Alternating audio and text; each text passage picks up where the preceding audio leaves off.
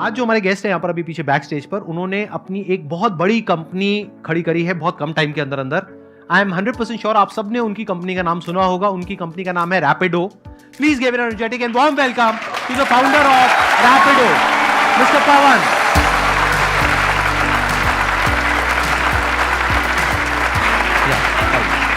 Little bit. Hi. Same here. Please have a seat. आप में से कितनों ने रैपिडो कंपनी का नाम सुना है? ऑलमोस्ट सबने किया। कितनों ने यूज किया है? अच्छा, सबने यूज भी किया है। अरे ग्रेट, आपके तो सारे कस्टमर्स बैठे हैं। Exactly, always happy to meet my users. Whatever language you are comfortable in, you can speak in that language, whether it's English or Hindi. और English. यहाँ पे सबको हाँ और इंग्लिश। यहाँ पे इंग्लिश बोलने में सबके हाथ टाइट है, इंक्लूडिंग मी। लेकिन समझ हम सबको आ जाती है।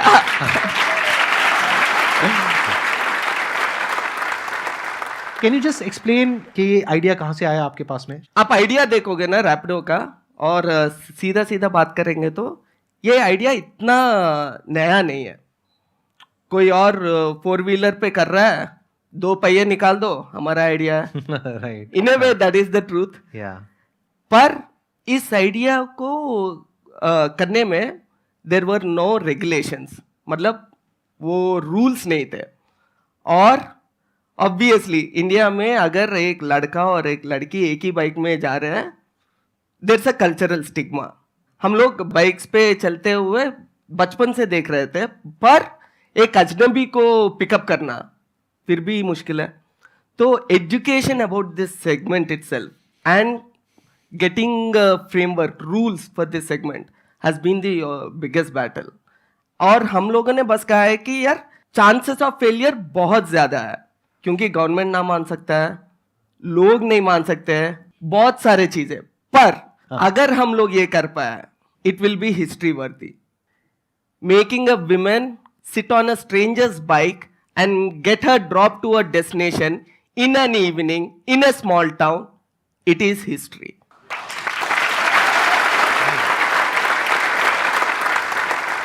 सबसे बड़ा चैलेंज मुझे ये नजर आ रहा है कि जब आपने शुरू किया उस टाइम पे कोई प्रॉपर गवर्नमेंट की रेगुलेशंस नहीं थी। इन द सेंस ऐसा नहीं था कि 2 व्हीलर के पीछे ये येलो कलर की नंबर प्लेट लगी हुई है जैसा टैक्सीज के अंदर होता है ना, और क्लियर डिमार्केशन हो कि ये कॉमर्शियल यूज के लिए है, ये पर्सनल यूज के लिए है।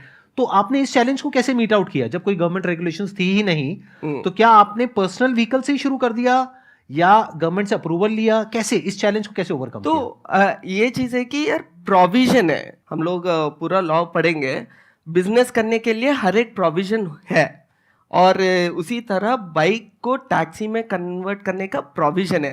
पर यही हुआ था कि यार कोई जाकर गवर्नमेंट से अब तक नहीं पूछा है, अरे मुझे बाइक को टैक्सी में कैसे यूज कर सकता हूँ। लॉ में प्रोविजन है पर पूछने वाला नहीं था।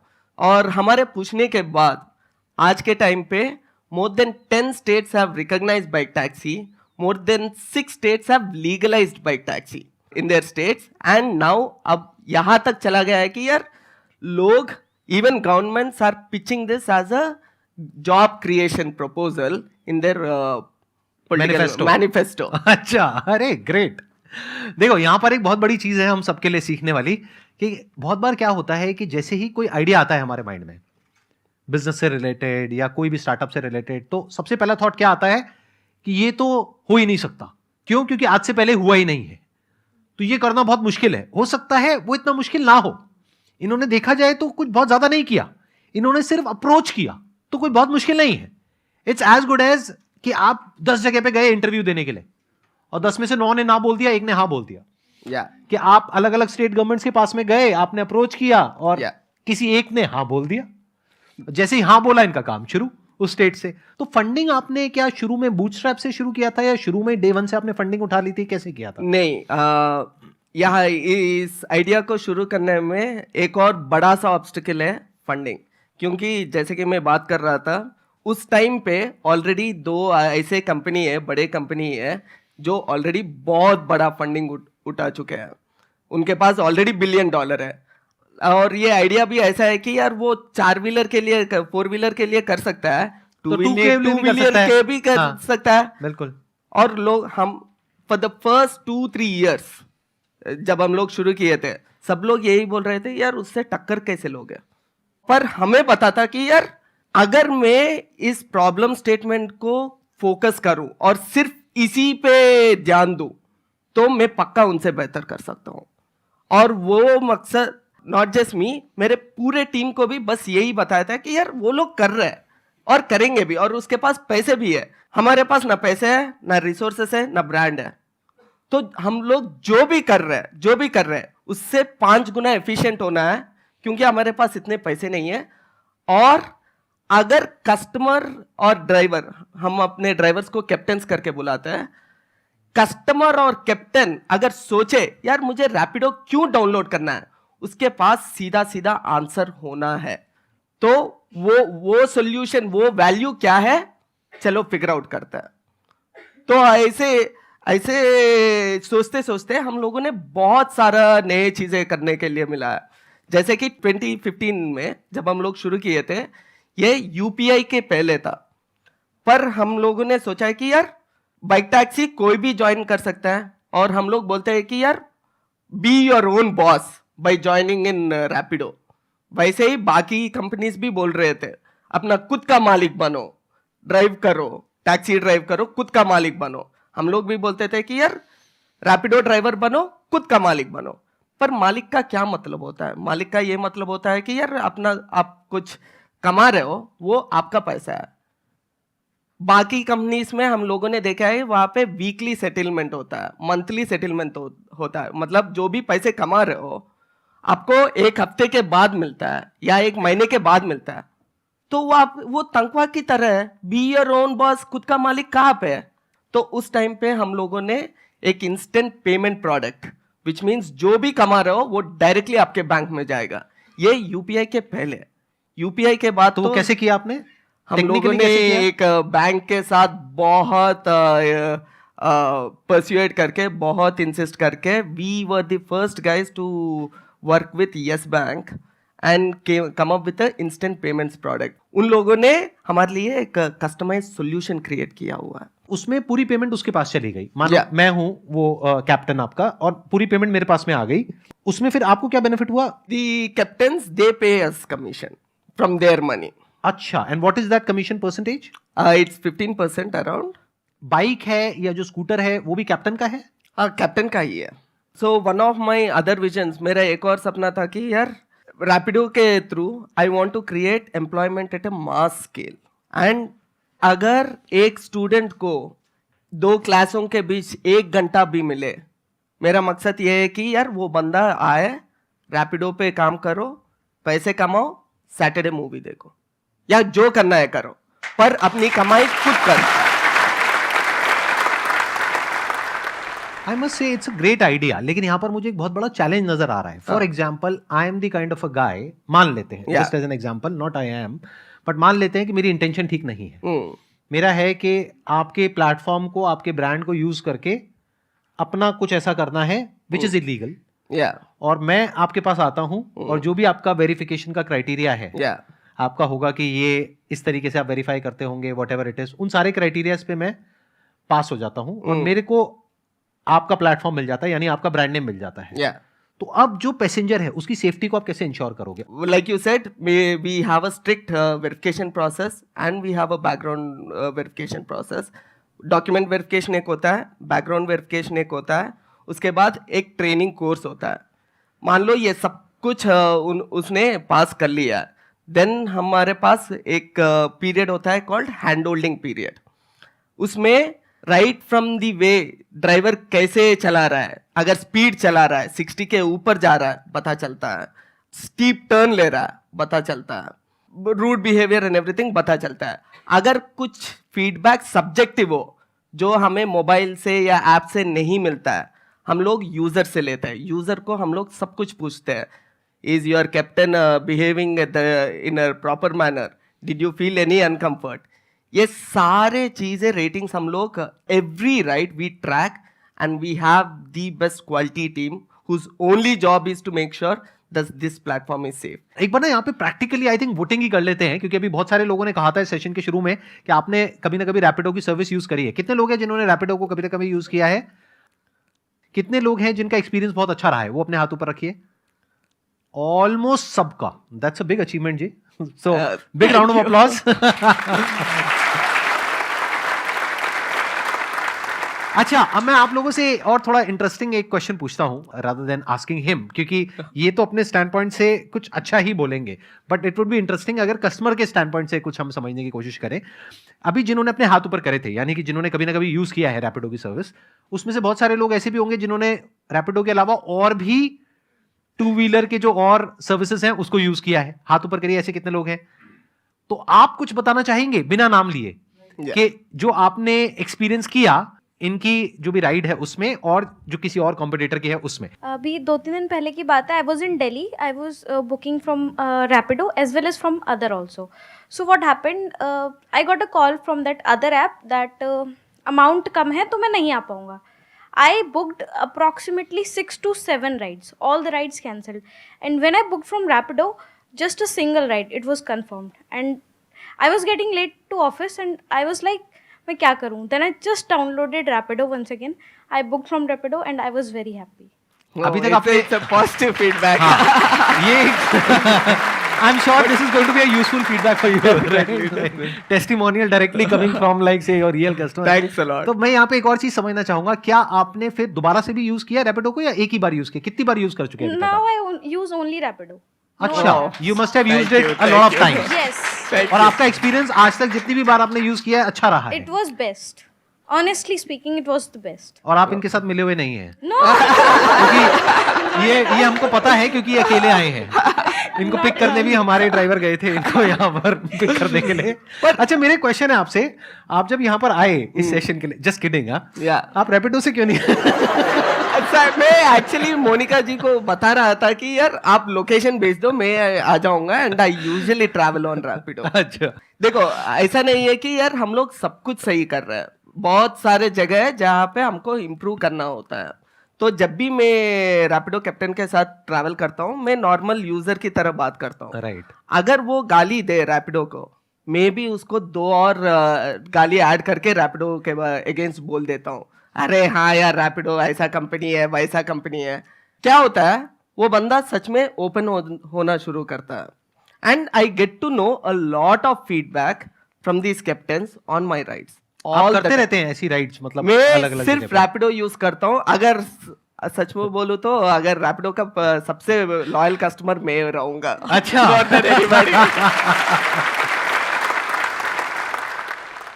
सर नमस्ते, मेरा नाम शुभम है और मैंने रैपिडो कैप्टन के तौर पर काफ़ी मंथ्स काम किया है. और जब मैं कॉलेज में था तो फीस के लिए मुझे रैपिडो एज अ कैप्टन काम करना पड़ा, तो बहुत ही कन्वीनियंट रहा. मेरी 3000 फीस जाती थी मंथ की और मैं बहुत इजीली उसको अफोर्ड कर पाता था क्योंकि मैं काम कर रहा था. आप महीने का कितना अर्न कर लेते थे वहां से? सर मैं पार्ट टाइम करता था ऑब्वियसली. हाँ, पार्ट टाइम करते थे. कितना अर्न 5 करते to थे? 10 करता था मैं पहले, तो मुझे 400-500 हो जाते थे दिन के. हाँ. Which is very good. अगर मैं अपने ऊपर भी रख करके देखूं, there was a point in time in my life कि जब मेरे पास में ऐसा कोई ऑप्शन नहीं था कि 18-19 साल की एज में अगर लाइसेंस तो है और एक टू व्हीलर भी है, बट पार्ट टाइम अगर 400-500 रुपए मिलता है तो नॉट बैड ना. तो ये एक अच्छा पॉइंट है. I think this is a very big point. अगर ये वेस्टर्न कंट्रीज देख रहे हैं, यूएस और कोरिया ऐसे कंट्रीज, वहाँ पे 16-17 साल से यूथ हमारे लोग डायरेक्टली पार्ट टाइम जॉब्स करना शुरू कर सभी देते करते हैं. हाँ, राइट. पेट्रोल बंक में या कन्वीनियंस स्टोर पे, किराया कहीं पे भी. पर हमने देखा है कि यार इंडिया में पार्ट टाइम अपॉर्चुनिटीज बहुत कम है. राइट. जो बोले कि यार मैं सिर्फ 2-3 घंटा करता हूँ, मैं सिर्फ वीकेंड्स पे शाम को करता हूँ. अगर वो अपॉर्चुनिटीज है भी है, वहाँ पे कमाई थोड़ा कम है और बहुत कम है इंडिया में. तो इसलिए हम लोगों ने ये मकसद रखा है कि यार क्यों ना हम लोग रैपिडो के थ्रू ये पार्ट टाइम वाला कल्चर इंडिया को इंट्रोड्यूस करें. विच इज़ वाई जो इसके साथ चैलेंजेस आते हैं, जैसे कि आपने बताया चैलेंजेस आते हैं, बहुत सारे लोग नए लोग आ रहे हैं और बहुत सारे लोग निकल रहे हैं. तो हमको क्वालिटी हमेशा रखना चाहिए, टॉप नॉच रखना चाहिए. ये इजी काम नहीं है, ये बहुत मुश्किल है, पर हम लोग ऐसे ही ये प्रॉब्लम को सॉल्व करना चाहते हैं. This is again a very big quality of an entrepreneur. ध्यान से समझना. देखो क्या होता है, हमेशा एज एन एंटरप्रेन्योर आपके पास में एक आसान रास्ता होगा, एक मुश्किल रास्ता होगा. आसान रास्ते पे क्या होता है, चल करके आप कहोगे हाँ ये फटाफट से हो जाएगा, चलो यही कर लेते हैं, बट वो लॉन्ग टर्म में जाकर के मुश्किल हो जाएगा, क्योंकि जो आसान होगा वो तो आपका कॉम्पिटिटर भी कर लेगा, कोई भी कर लेगा, बट जो मुश्किल रास्ता होता है उस पर कॉम्पिटिटर जल्दी से नहीं चलेगा। और अगर आप चल करके कुछ बिल्ड कर दोगे तो वो रास्ता इतना लंबा होता है कुछ क्रिएट करने का, कुछ बिल्ड करने का, कि कॉम्पिटिटर्स उसको नहीं चुनते हैं। तो ये एक डिफरेंशिएशन क्रिएट हो जाता है आपके बीच में और बाकी कॉम्पिटिटर्स के बीच में। छोटे छोटे से डिफरेंसेस होते हैं जिसकी वजह से बहुत बड़ा डिफरेंस आ जाता है लॉन्ग टर्म में, अगर क्यूमुलेटिव बेसिस पे देखा जाए। लेकिन मेरे को एक बात समझ नहीं आई, आपने कहा कि आप दिन का 400-500 रुपए कमाते थे, क्योंकि अगर एक राइड पे आपको 30 रुपए मिल रहा है, 30 में से 5 रुपए इनको मिला, 25 रुपए, तो इसका मतलब आप पार्ट टाइम बेसिस पे कर रहे हो। तो कितनी राइड्स कर लेते थे आप? सर मैं डेली अराउंड 7 to 8 राइड्स मेरी हो जाती थी 5 घंटे के अंदर अंदर। और एवरेज अमाउंट कितना होता था एक राइड का? सर वो तो डिफरेंट रहता है। अगर हमें 1 किलोमीटर जाना है तो ऑब्वियसली कम अमाउंट है। हाँ। अगर 10 to 15 किलोमीटर जाना है तो उसका 150 रुपीज के अराउंड मिल जाता था। अच्छा, तो एवरेज मान लेते हैं 60 रुपए के आसपास, हाँ है ना? और 10 राइड अगर आपने करी तो 400-500-600, हाँ ठीक है, हाँ। कैलकुलेशन ठीक है सर। एक आपने बहुत सही गेस किया है। हमारा एवरेज टिकट साइज है 60-65। इससे प्रूव हो जाता है कि चोट सिर्फ मेरे हाथ पे लगी है।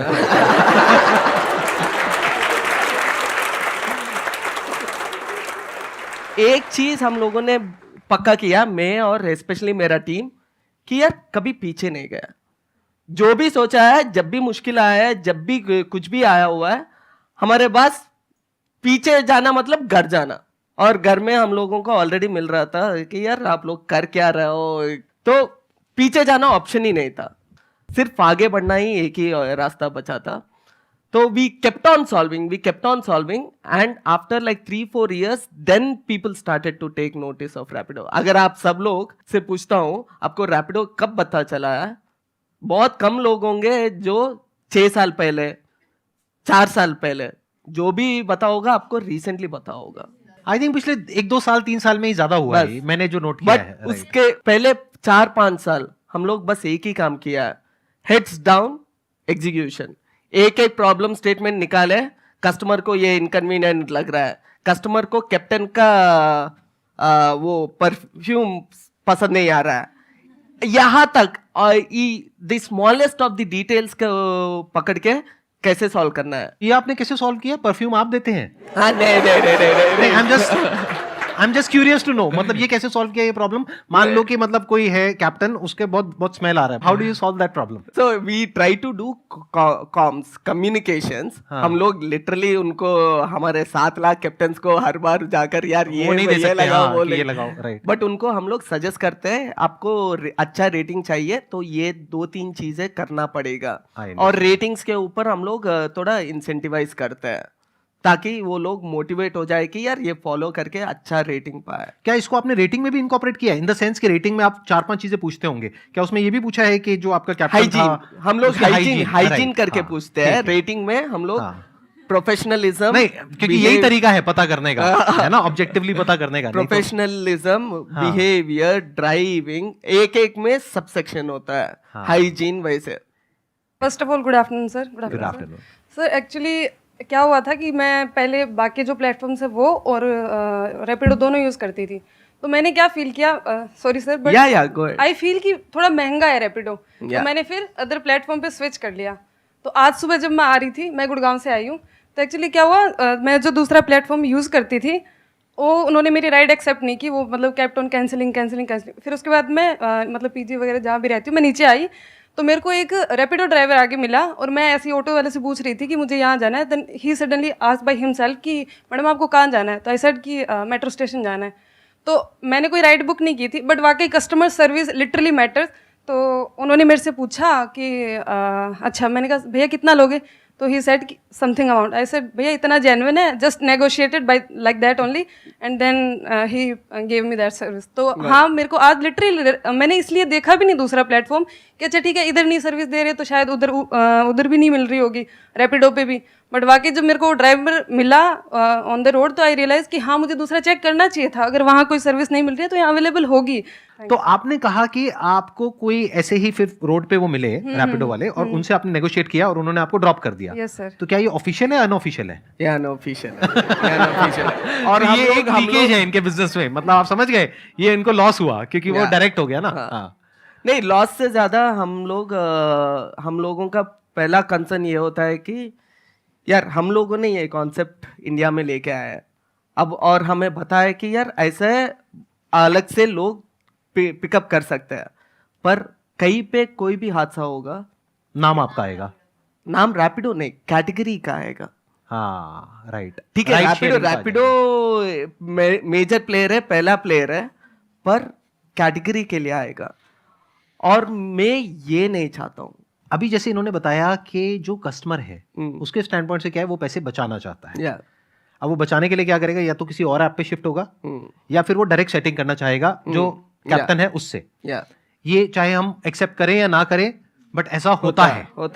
तो अब अगर डायरेक्ट सेटिंग हो जाती है और एक इंसान को पता है कि मेरे को रोज जाना है, तो डायरेक्ट में अगर उसको सस्ता पड़ता है तो उसको कोई दिक्कत नहीं है कि वो कैप्टन हो गया, उसके ऊपर ट्रस्ट हो गया बिकॉज ऑफ रैपिडो। लेकिन अब डायरेक्ट एक रिलेशनशिप बन चुकी है उन दोनों की।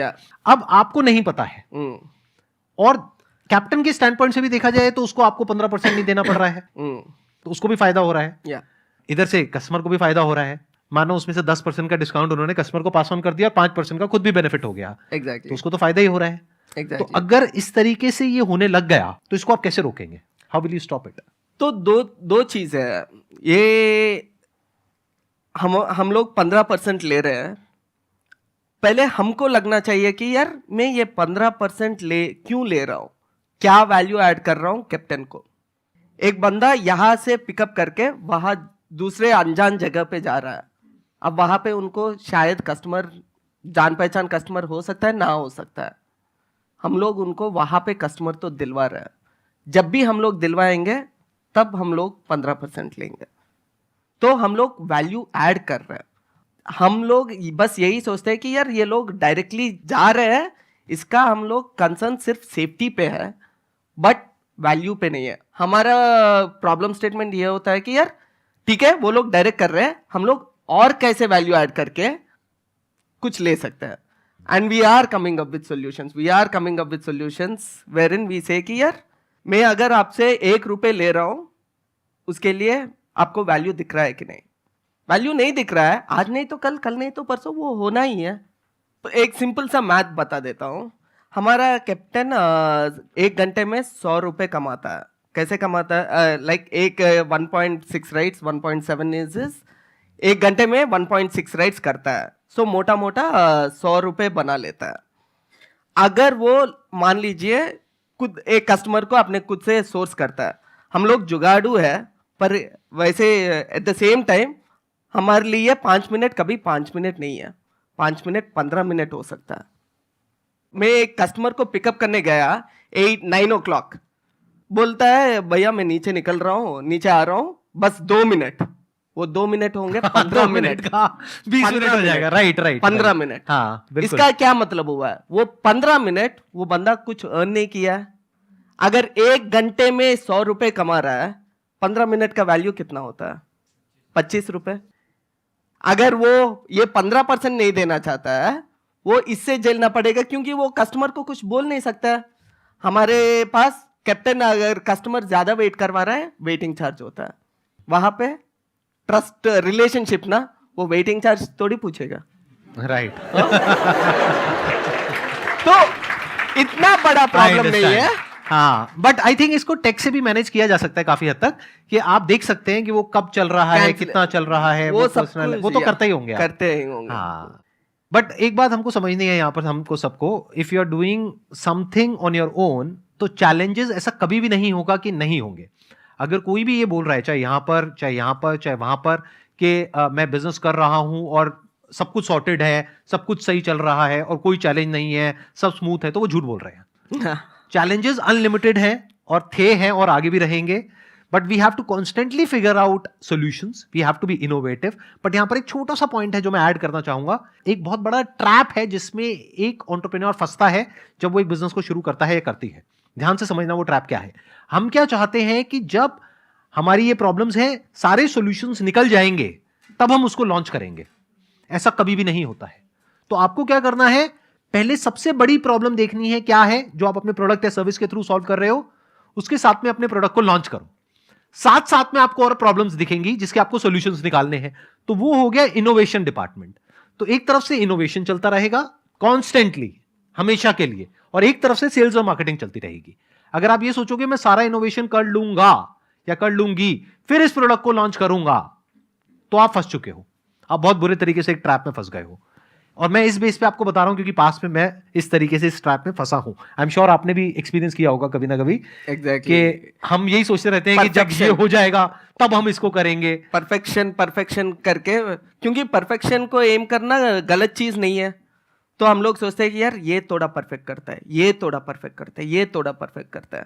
पर जिंदगी में जैसे कि संदीप जी बता रहे हैं, आई हैव ऑलवेज सीन शुरू करना is the most effective thing, just doing it is the most effective thing. Thank you so much sir यहाँ पर आने के लिए। It was pleasure meeting you, pleasure talking It to was really pleasure meeting you. I just want to thank you. मैं हमेशा ये सोचता था कि दुनिया में सबसे बड़ा इम्पैक्ट ये होता है जब आप एक बंदे को दूसरे बंदे को इंस्पायर कर रहे हो, क्योंकि वो बंदा जब इंस्पायर होगा वो कुछ भी बन सकता है, एक एजुकेटर बन सकता है, एक बिग एंटरप्रेन्योर बन सकता है, या एक लीडर बन सकता है। और आप वो काम दिन ब दिन ऑलमोस्ट हफ्ते हफ्ते वाया योर वीडियोस आप लोग कर रहे हो। I am really inspired. Thank you so much ji, thank you so much, thank you.